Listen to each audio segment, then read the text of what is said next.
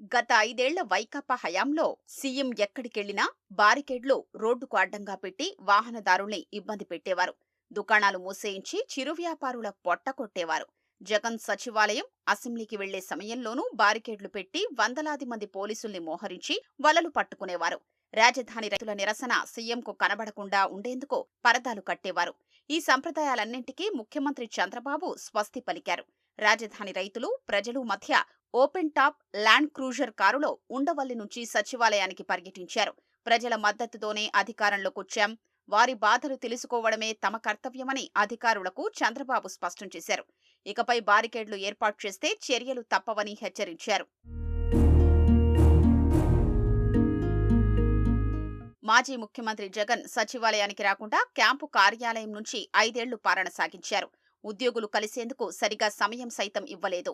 దీంతో 5 ఏళ్లుగా సచివాలయం వెలవెలబోయేది. ఇప్పుడు చంద్రబాబు రాకతో సచివాలయం ప్రాంగణమంతా కళకళ్లాడింది. మందడం నుంచి సచివాలయం వరకు దారి పొడవునా ఉద్యోగ సంఘాల నాయకులు నాపా ప్రసాద్, రామకృష్ణ, మురళీకృష్ణ భారీ ఫ్లెక్సీలు ఏర్పాటు చేశారు. చంద్రబాబుకు స్వాగతం పలికేందుకు ఉద్యోగులు బారులు తీరారు. సీఎం కార్యాలయం ఉండే సచివాలయం మొదటి బ్లాక్ వద్ద రెడ్ కార్పెట్ వేసి ఘన స్వాగతం పలికారు. జై బాబు, జై జై బాబు అంటూ నినాదాలు చేస్తూ సందడి చేశారు. పుష్పగుచ్ఛాలు అందించి అభినందనలు తెలిపారు. సెల్ఫీలు తీసుకునేందుకు ఉద్యోగులు పోటీ పడ్డారు. దీంతో దాదాపు 5 ఏళ్ల తర్వాత సచివాలయంలో పండుగ వాతావరణం కనిపించింది.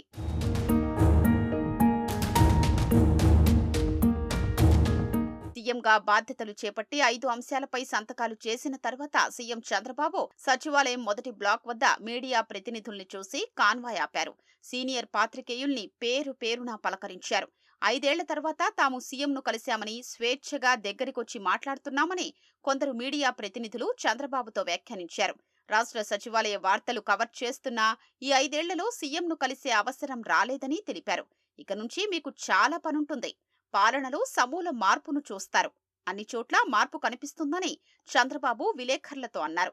గత 5 ఏళ్లలో రాష్ట్ర సచివాలయంలో ఏమాత్రం అభివృద్ధి లేదని సీఎం చంద్రబాబు అన్నారు. ఇకపై అన్ని అంశాల్లోనూ మార్పు చూపిస్తామని వెల్లడించారు.